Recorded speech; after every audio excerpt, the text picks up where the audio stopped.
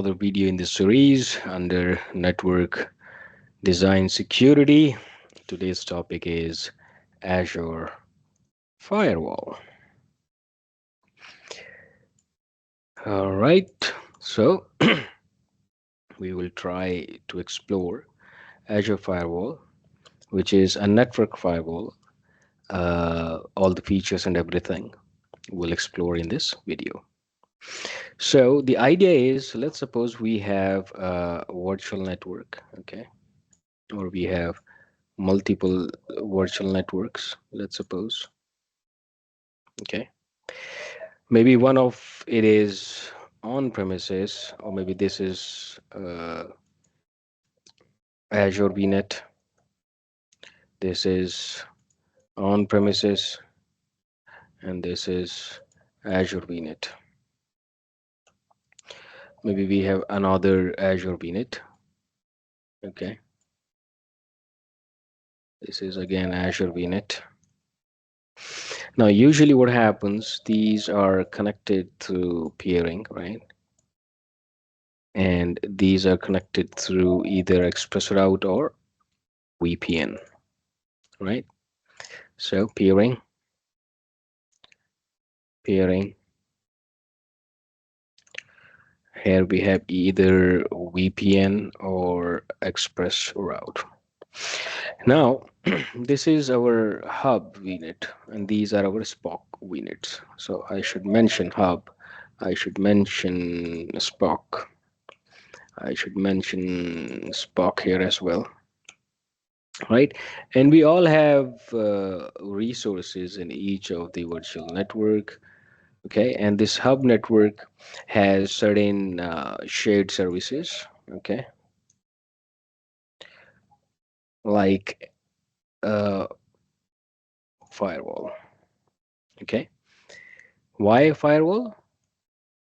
Because we don't want anyone or everyone to reach our environment. We want all the traffic to be scanned, filtered the way it's supposed to be as per our requirement or compliance, right? So whenever traffic will go out from this virtual network, it will go from here. Okay, whenever there is traffic come from outside to internet, maybe somebody is sitting here trying to access, okay, maybe trying to do the RDP or maybe trying to do something, so it will go via firewall to one of the resources. Okay, if any traffic coming from on premises, it will again go through the firewall because there is a VPN involved in between, right? Or maybe we want all the traffic to be logged centrally, right? So firewall, right? So if we have to define, network firewall is a security device or service that monitors and controls incoming and outgoing traffic based on predefined security rules. So it is a security device and it has some predefined rules which will help us filter and control the traffic. So this is a first line of defense against cyber threats, ensuring that only authorized traffic is allowed while blocking malicious traffic. So this is all about the network firewall. But here, because we are talking about AZ700 and our topic is Azure Firewall, so we are going to define Azure Firewall. All right. So what is Azure Firewall? Let's try to explain that first. Let me remove few of these lines. Okay. All right. It's better now. We have internet here. All right. So Azure Firewall. Let's define the Azure Firewall. So Azure Firewall is a what is the beauty of it? The very first thing, we deploy it as a PaaS service. You do not have the access to the operating systems. We could have NVAs here. In that situation, we deploy virtual machines and also have the admin overhead of managing the virtual machine, managing the availability, managing the scalability. But Azure Firewall, it's a PaaS service, which means it is a managed service, fully managed service. So no need to think for high availability or scalability or management of the virtual machines. It is all managed for you. That is the beauty of cloud services or cloud native services. So it's a cloud native security service, you could say. Cloud native security service. And what it does, it protects Azure virtual networks by controlling network traffic flow, ensuring security policies and logging activities. So it does a lot of things, and it is keep on growing every day. A lot of things were not there earlier in the Azure firewall, but now it is getting pretty good. So let's explore all those features which will help us think for Azure Firewall when we are designing an Azure architecture or whenever we are having a conversation with the customer who would like to have a secure architecture on Azure.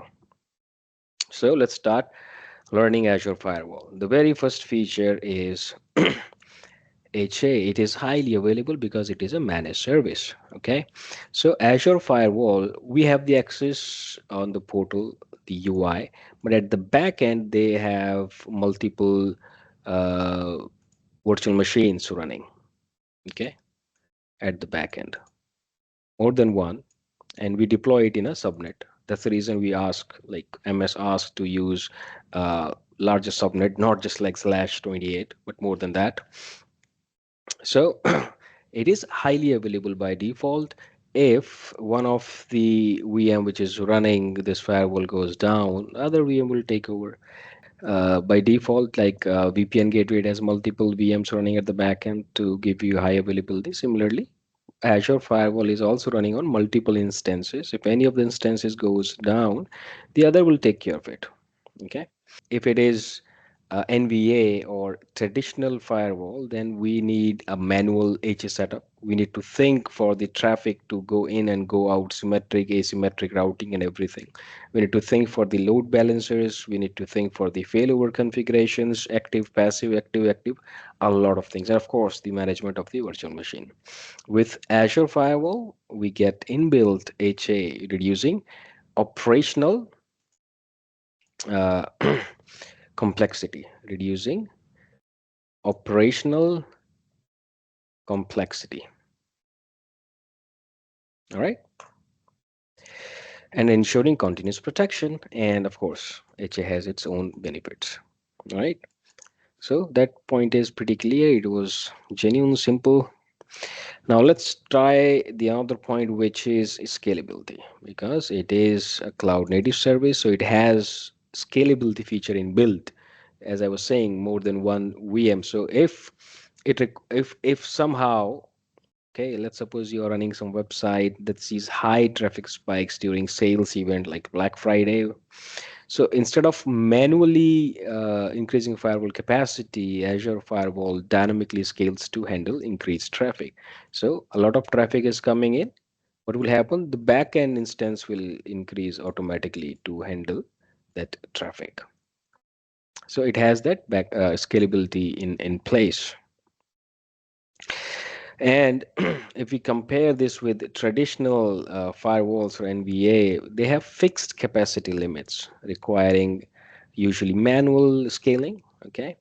With Azure Firewall, costs are optimized as you only pay for what you used. We'll also discuss the various SKU of firewall and how the pricing counts.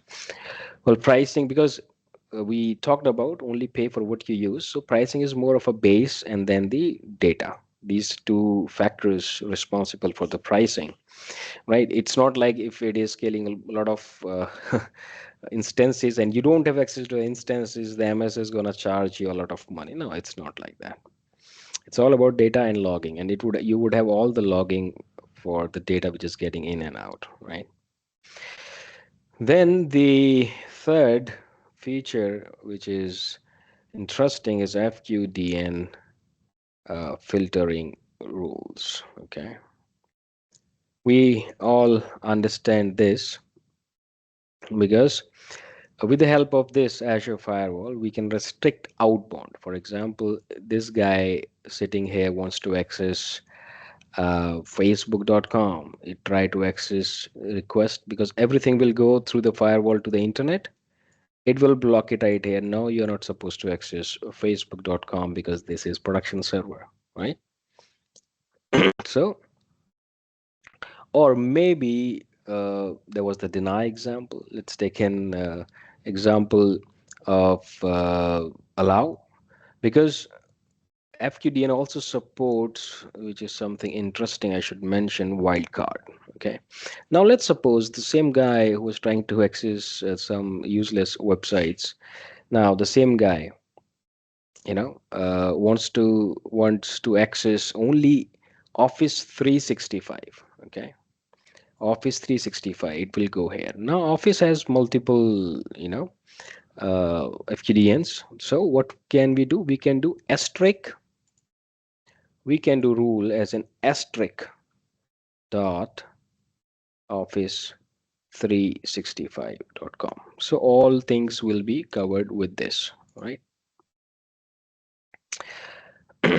And allow only traffic to this, and rest would be blocked by default, right? For the internet going traffic, for outgoing traffic. Now we can take another example. Let's suppose there is a company, they're running some Azure SQL database to accept connection only from specific applications. All right. There is maybe this application is running here, and these are here is our database.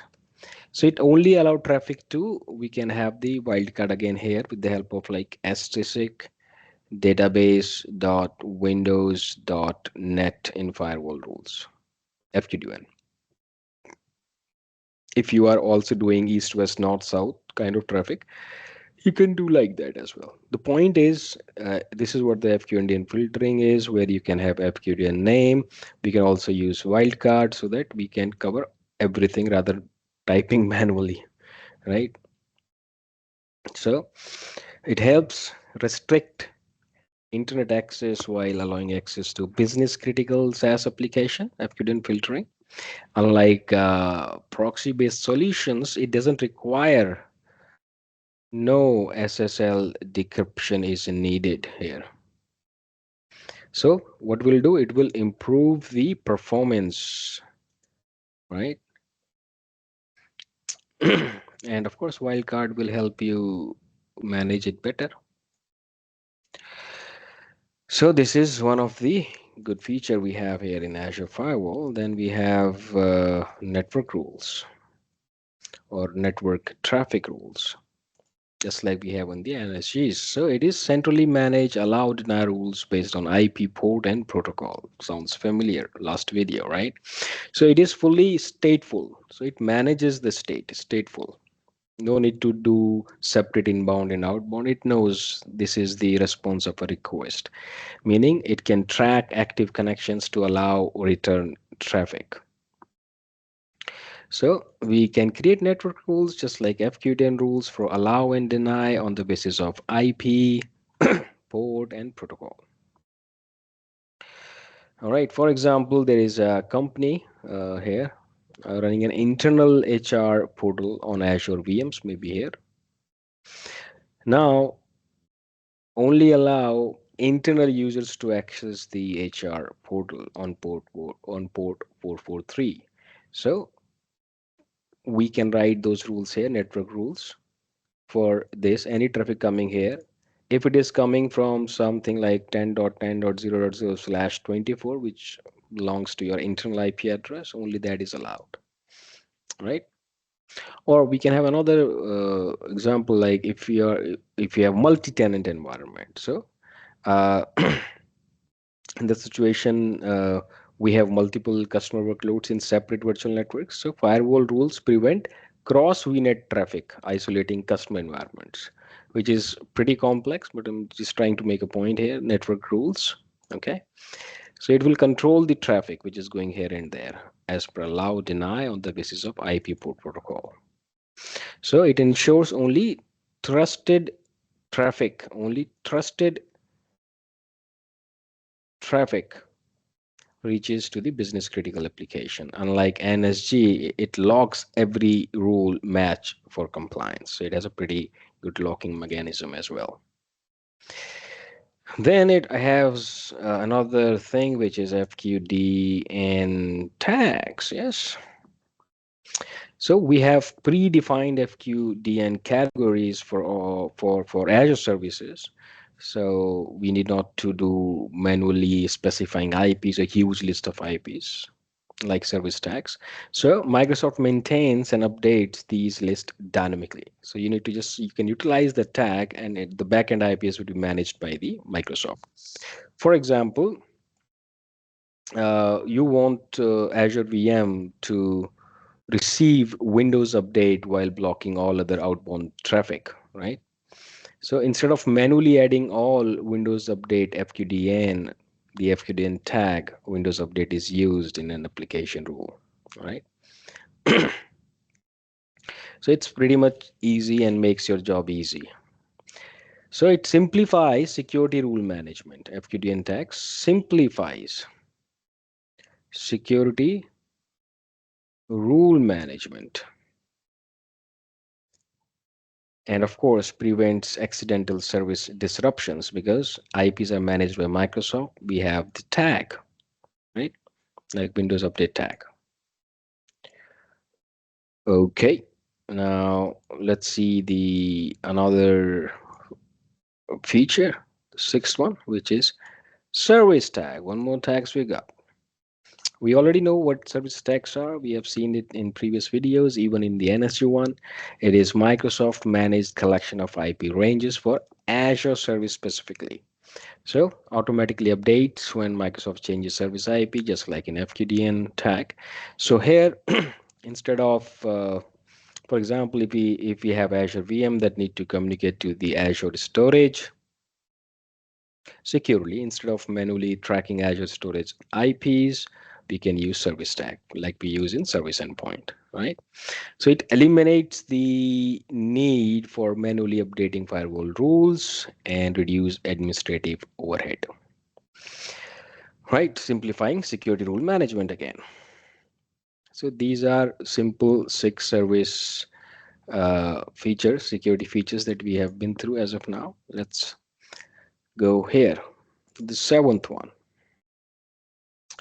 This is threat intelligence based filtering. Threat intelligence.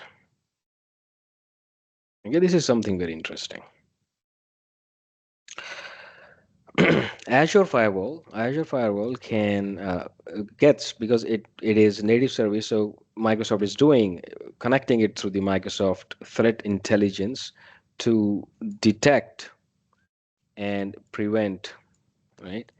Detect and block malicious IP domains and URLs that MS has the repository of, because the threat intelligence feed continuously updates based on global attack patterns, zero-day threats, and known bad actors, right? It has a huge repository, huge database, which is updating every second, every minute.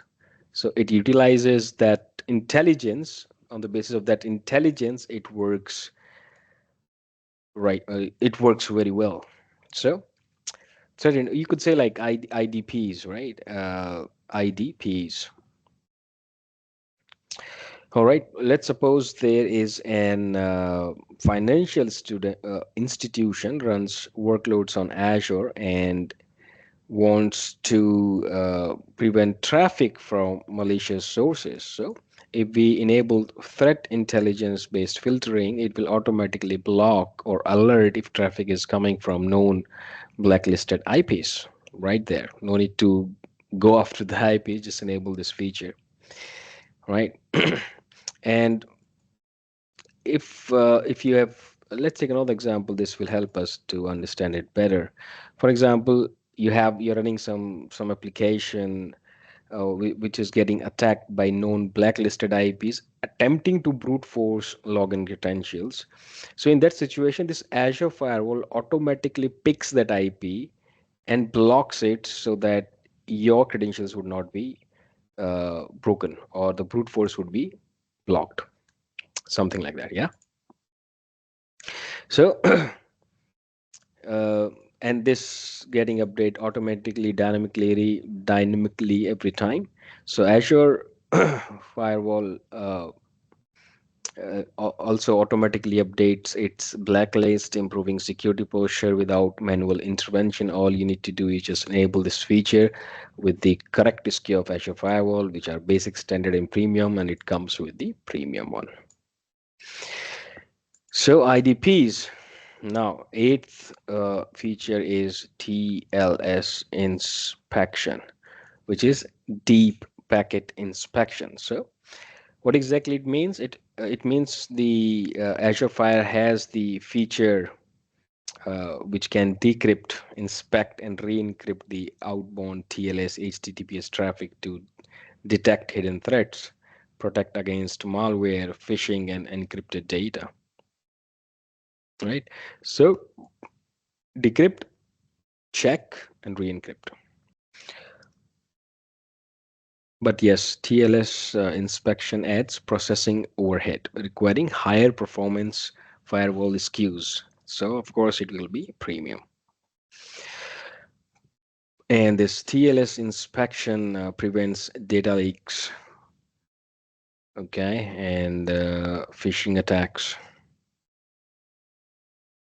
by scanning traffic before it reaches the destination. TLS. Then we have SNAT, NAT, SNAT and DNAT. Both are supported. ASNAT and DNAT. Both are supported in Azure Firewall. So what is it? Well, that simply means Azure Firewall automatically translates internal private IP address to public IP before sending traffic to the internet, which means when this guy try to access something on the internet, it will send request here from its private IP address, right? But when this firewall sends the traffic to the internet will see the public IP of the firewall, not this one, right? This allow external service to recognize outbound traffic as coming from a single Azure public IP. Now, this makes it interesting. Single Azure PIP for external services, which means, for example, if you have application hosted in Azure VM makes API calls to a third-party service that only allows traffic from approved IPs, well, you can enable SNAT to ensure all outgoing traffic uses a specific public IP that can be whitelisted by the external service, right? Then of course, we could say it hides the internal resources while allowing the controlled outbound traffic, helps when third-party services require fixed IPs for security. So it can help in both ways. It also not only just say hiding the internal resources, but also solving the problem where, as per example, the API needed to open the single public IP. In that situation, we can it can be resolved by this.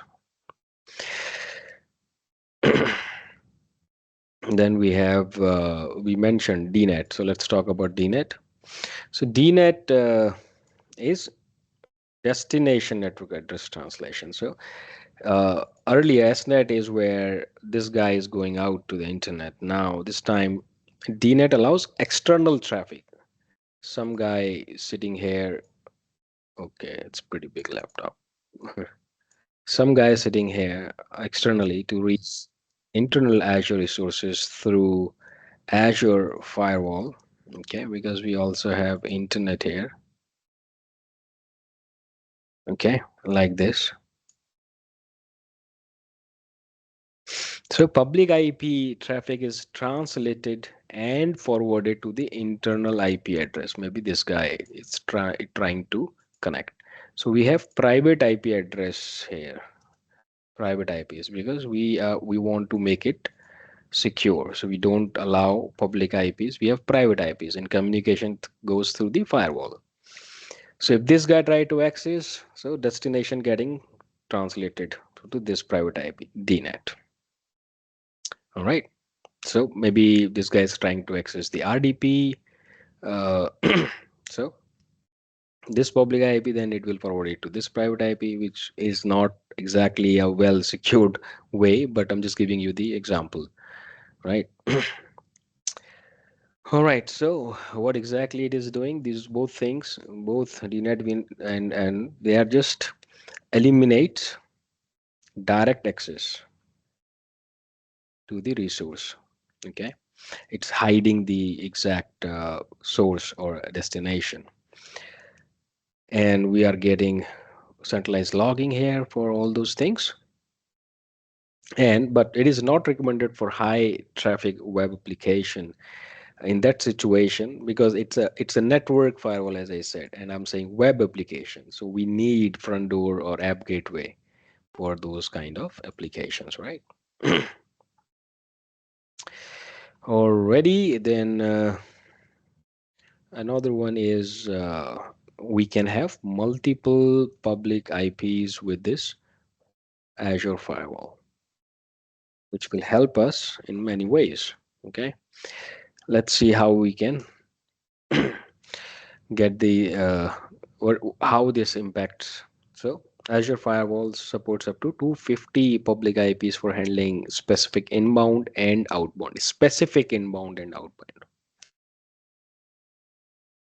All right. So let's suppose there is a SaaS company hosted multiple applications that need different public IP solutions. So isolation on PIP. So each application has its own public IP, and the traffic will go to that particular IP address and reach to the backend service. Assign separate public IP for each app instance to simplify traffic management and get the isolation. Traffic management. All right. Maybe because of the compliance, we need this kind of segregation, and maybe you want the simplified approach and the but yes, more public IP means additional cost of the public IP, right? Data would remain, I think, the same. Yes. Okay, then the best part is it provides a great uh, logging mechanism, Azure Monitor logging. So whatever goes through in and out, everything gets logged. Whoever is working on the firewall is also get logged. So it logs all network activity, whether it's allowed, denied traffic, or it's integrated. We can, of course, it is by default for Azure Monitor. We can have event hubs for SIEM if you like. We can send all the data to the SIEM and do the advanced security management or event management, information management, proactive hunting, a lot of advanced security mechanism through SIEM. We can also move all the data to the Azure Log Analytics for historical analysis through this monitoring functionality of Azure, which can be seamless integration with the Azure Firewall. So it's essential for Azure monitoring is for troubleshooting, for compliance, and of course for security reading, proactive hunting, threat detection, and all. All right, then there is one more thing we can do, which is forced tunneling. Okay, what is this? Well, it routes all outbound traffic to on-premises firewall instead of directly through Azure Firewall. I have seen people doing it, uh, but people do a lot of things, right? Forced tunneling is all the traffic will move to the on-prem firewall, get filtered, and then it will move accordingly. Maybe then it will go to the internet. For example, this is internet. This guy tried to access internet. It will go to the on-prem first. After this firewall, it will go to the internet. That is kind of forced tunneling they are referring to. So all traffic goes through the on-prem firewall before reaching the internet. It could be for compliance purpose. It could be for some government regulations. So in that situation, even that can be done. All right, and there is something interesting which I should have mentioned, but yeah, we still have a few minutes. Web categories filtering. Okay, this is what all it also provides filtering.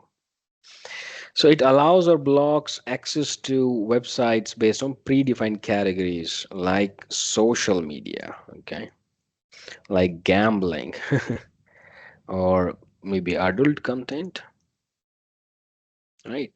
So we have categories there. You can just select rather thinking about all those FQDN and blocking them one by one. You could just utilize the web category and use it. So all those wonderful features are available in the better SKU where you have to pay more. For example, premium, or because it has three SKU: basic, standard, and premium. And our premium supports most of the advanced features of Azure Firewall. We'll see the comparison in this video itself. And of course, there is one more thing which is 15, I would say, certifications. So this Azure Firewall now, because they have to prove a point, Microsoft, that their security firewall is not is more capable, or maybe it has a value to use it. It has all those things that they promise. So they have to make it compliant to a lot of global security standards. Like, so Azure Firewall meets your PCI DSS. You could use Azure Firewall. You will not get a ding on your PCI compliance. Same goes with this SOC or ISO 27001. So it all those this firewall this resources all those certification compliant. All right, so here on MS Learn, as you can see, we have three different versions to cater a wide range of use cases: premium, standard, and basic. So premium is recommended to secure highly sensitive applications such as payment processing. It supports advanced threat capabilities like malware and TLS inspection. And standard is recommended for customers looking for L3, L7 firewall and needs auto scaling to handle peak traffic periods up to 30 gigs. It supports enterprise features like threat intelligence, DNS proxy, custom DNS, and web categories. And basic is recommended for SMB customers with throughput needs 250 MBs. Now here you can see all those things that we were talking about, all those features: built-in high availability, availability zones, scalability, right? Service tag, FQN tag, full logging, DNS proxy, inbound, outbound TLS, all these features that we talked about as of now in this video, they are categorized like L3 to L7 filtering, like FQDN, stateful firewall, everything that we talked about, reliability, ease of management, enterprise integration. You can see basic, standard, and premium. Premium has all those features that we talked about: fully managed IDPS, right? Threat intelligence is also with the standard one. Okay, now in the basic and standard, we get web content filtering and DNS proxy plus custom DNS here. Rest is same. Right. So it's clearly defined here in case you have any doubt. First of all, what is the need for which you want to choose run this Azure firewall will help you understand which SKU to choose. Rest here it simply says secure highly sensitive applications, and here for SMB customers, and here handle peak traffic up to 30 gigs. Right. And here they have explained the flow chart. In this flow chart, if I could make it a little big. No. Okay, yes. All right. If we start, okay, start. Do you want to automatically block and deny malicious traffic based on Microsoft Threat Intelligence, or does alerting you to such traffic suffice? Okay, uh, couldn't see it properly. All right, if we need threat intelligence, yes, then we should go with premium. If you directly go, if we need threat intelligence, premium. Do you want to be able to configure rules based on web categories? Yes, it will go to the premium. If we are going no, then it is going to the standard. So basically premium, standard, and basic. Here you could see. If everything is no, no, no, then it is basic. Uh, let's go with this. Do you want to be able to set up Azure Firewall as DNS proxy with custom DNS? No, then this. Do you want network level FQDN? No. Do you want support for fat flows? No. Then basic. But if you need yes, then again it will ask you question. Do you need fully managed IDPs? No, then this. Yes, then go to the premium. So this flow chart will help you select the right SKU for your Azure Firewall. Why we want this? Because there is a pricing. There's a pricing involved. Azure Firewall pricing. Okay. As you can see, there is, as I was saying, even at the beginning, there is a basic price, a deployment price for basic, for standard, which is constant per hour, and other is the data processing. This is the data processing price. Okay. And this is with secured hub. So the pricing is depends on deployment, which is as per basic, standard, premium, all has a different cost. Premium has higher cost, and data processing, how much data is processed, right? And if we go to Azure pricing calculator, sometimes we find something interesting there also. Firewall deployment, this is per hour cost, and data processing, no other cost. Okay, how much? You see, 100 GB data process is 1.60. But everything is going out through the firewall, so it could be pretty heavy. So accordingly, because when you architect any design, it is a trade-off between your security, your cost, your operation, and everything, right? So accordingly, you plan. Well, with this, I think we are good. Well, thank you for watching. Let's meet in another video with some another interesting topic.